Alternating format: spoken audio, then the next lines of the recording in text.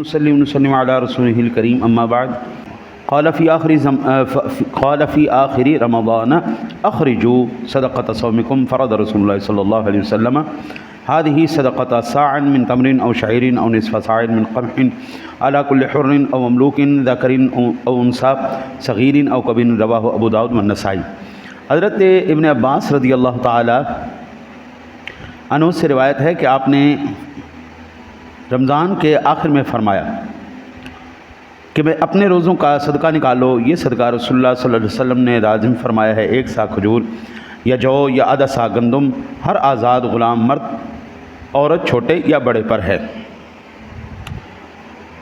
ایک تو اس حدیث پاک سے یہ مسئلہ ثابت ہوا کہ عید کے دن سے پہلے فطرہ دے سکتے ہیں اور دینا عید کی نماز سے پہلے صدقہ فطر ادا کر دینا چاہیے، اور جو بعد میں دیا تو وہ عام صدقوں کی طرح صدقہ ہوگا، لیکن اس کی اصل افضلیت کیا ہے؟ عید سے پہلے ادا کیا جائے، ایک یہ۔ دوسرا یہ کہ گندم کا آدھا سا فطرہ میں دیا جائے، نہ کہ پورا۔ گندم کا آدھا سا سے مراد یہ ہے، میں آپ کو سادہ سی موٹا موٹا اگر حساب دوں تو 2 کلو گندم کا حساب، یہ موٹا موٹا حساب۔ اور اگر دوسری چیزوں سے جو یا کھجور یا اور کوئی چیز تو اس کے پھر 4 کلو کا حساب ہوگا، تقریباً 4 کلو اس کا دیا جائے۔ اور آگے وعنہ قال فرض رسول اللہ صلی اللہ علیہ وسلم زکوٰۃ الفطر طہر الصیام من اللغو والرفث وطعمۃ للمساکین رواہ ابو داود۔ انہی سے روایت ہے کہ رسول اللہ صلی اللہ علیہ وسلم نے صدقہ فطر لازم فرمایا روزوں کو بے ہودگی اور فحش سے پاک کرنے اور مسکینوں کو کھانا دینے کے لیے۔ حضور سرور دو عالم صلی اللہ علیہ وسلم نے صدقہ فطر کیوں لازم قرار دیا؟ اس لیے تاکہ وہ کوتاہیوں کا سب سے پہلے کفارہ ہو جائے۔ اور اکثر روزے میں بندہ غصہ کرتا ہے، چلاتا ہے، کبھی گالی گلوچ ہو جاتی ہے، تو اسے روزے کی روحانیت ختم ہو جاتی ہے۔ اس لیے ایک تو اس کی جو کوتاہیاں اس سے سرزد ہوئیں وہ معاف ہو جائیں، دوسرا مساکین کی روزی کا انتظام ہو جائے۔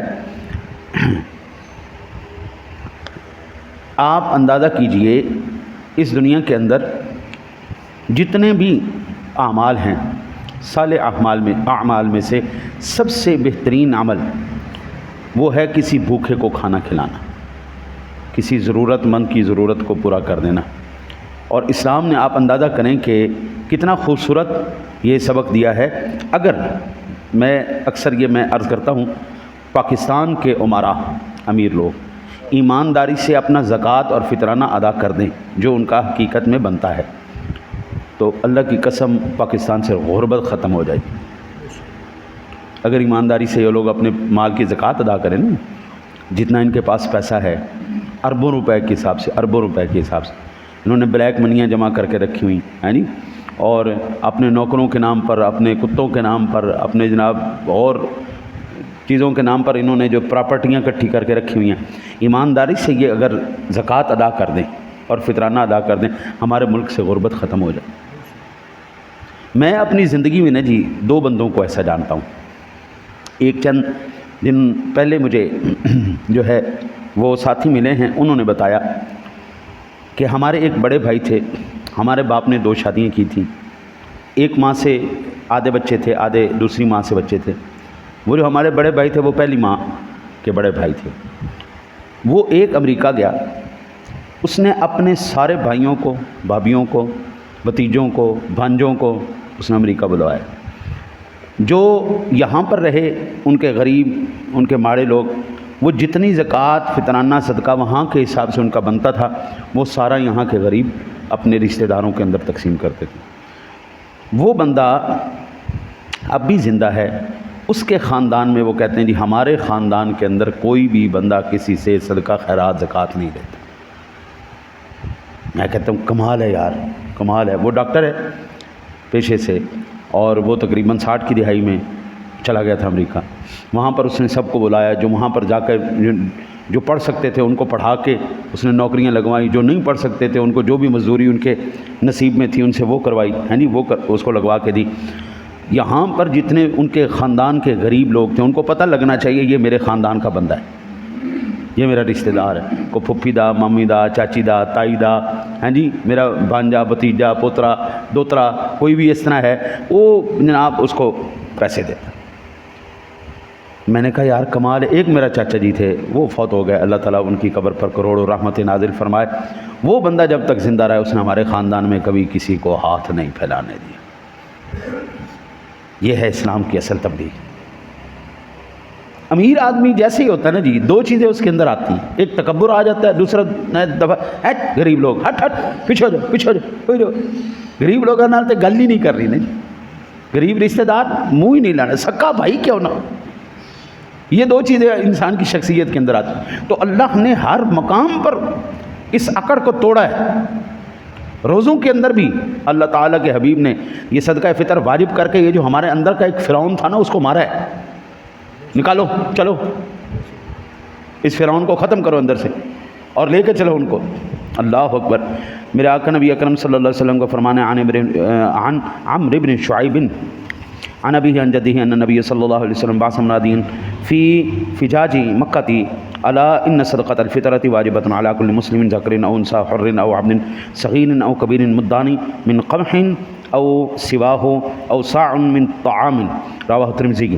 حضرت عمرو بن شعیب سے وہ اپنے والد سے وہ اپنے دادا سے روایت کرتے ہیں کہ نبی اکرم صلی اللہ علیہ وسلم نے مکہ کی گلیوں میں منادی بھیجا کہ خبردار رہو, صدقہ فطر واجب ہے ہر مسلمان اور مرد عورت آزاد غلام چھوٹے بڑے پر گیہوں وغیرہ سے 2 یا اس کے ماں سوا غلہ کا 1 سا. اب یہاں سے اس حدیث پاک سے یہ بھی معلوم ہوتا ہے یہ جو صنفیں بیان کی گئی ہیں نا جی, کھجور سے دے, منقے سے دے, پنیر سے دے, گندم سے, یہ اس کی حیثیت کے مطابق. ایک بندہ جس کی 10-12 ہزار تنخواہ ہے, 15-20 ہزار تنخواہ ہے, بس وہ گندم کے حساب سے دے دی وہ گندم. ایک بندہ ہے جس کی 2 لاکھ 2.5 لاکھ روپے تنخواہ ہے, وہ کھجور کے حساب سے دے. جس کی جناب اوپر تنخواہ ہے, اب میں ایک وہ نا جی سن رہا تھا, ایک بندہ اپنے نا اینکروں کی تنخواہیں بتا رہا تھا کہ ہماری جو ہے ماہانہ تنخواہیں کتنی ہیں. ایک نے کہا جی میری 55 لاکھ روپے تنخواہ ہے, ایک نے کہا جی میری 60 لاکھ روپے تنخواہ ہے ماہانہ, ایک نے کہا جی میری 70 لاکھ روپے ماہانہ تنخواہ ہے. یعنی انہوں نے مختلف تنخواہیں بتائیں گی. اب جس بندے کی 70 لاکھ روپے تنخواہ ہے وہ 250 روپے فطرانہ دے, یہ کوئی جڑتا ہے بابا؟ یہ تو نہیں جڑتا نا. زکوٰۃ کس بندے پر کتنی واجب ہے؟ 2.5% مقرر کر دیا جی, 2.5% ہے جی. اب تیرے پاس 100 روپے ہے تو 2.5 روپے دے دے. اگر تیرے پاس 1 لاکھ روپے ہے تو 2.5 روپے دے دے. تیرے پاس 1 کروڑ روپے ہے تو 2.5 لاکھ روپے دے دے. ہاں جی, اسی طرح جس طرح وہ بڑھتی گئی اس کی ورتھ بڑھتی گئی, اسی طرح اس بندے کے اوپر اتنی ہی زکوٰۃ واجب ہوتی چلی گئی. صدقہ فطر کا بھی عین ہی یہی حساب کتاب ہے. جو بندہ جس حیثیت کا مالک وہ اس حیثیت کے مطابق صدقہ فطر ادا کر, جتنا اس نے دیا. اب بنتی اس کی جناب وہ بنتی ہے اس کی جناب وہ 1400 روپیہ یا 2600 روپیہ, یہ 4000 5000 روپیہ اس کے لیے کوئی مسئلہ نہیں, وہ دینا بنتا ہے. لیکن وہ 250 روپے دے رہے, زیادتی نہیں کر رہا. میرے مالک نے تجھے کتنا نوازا اور تو کیا کر رہا ہے اس کے ساتھ؟ اللہ کے ساتھ بھی 2 نمبری لگانی. او خدا کے بندے, جتنا تجھے رب نے حیثیت دی ہے نا اس کے مطابق کر, اور پھر دیکھ میرا مالک تیرے اوپر کس طرح اپنے احسانات کے پردے کھولتا ہے. ہاں جی. اور ایک بات, باپ اپنے اولاد کو نہیں دے سکتا, اولاد اپنے ماں باپ کو نہیں دے سکتی. ماں باپ کو زکوٰۃ فطرانہ صدقہ خیرات نہیں دی جائے گی. ماں باپ کو جب بھی دیا جائے گا ہدیہ دیا جائے گا. مسجد کو زکوٰۃ یا صدقہ نہیں دیا جائے گا, جب بھی دیا جائے گا ہدیہ دیا جائے گا. اللہ کے نام پہ ماں باپ کو اولاد کو صدقہ نہیں دیں گے, خیرات نہیں دیں گے, ان کو ہدیہ یہ تحفہ پیش کریں گے. اللہ سے دعا ہے اللہ آپ کو مجھے عمل کی توفیق عطا فرمائے.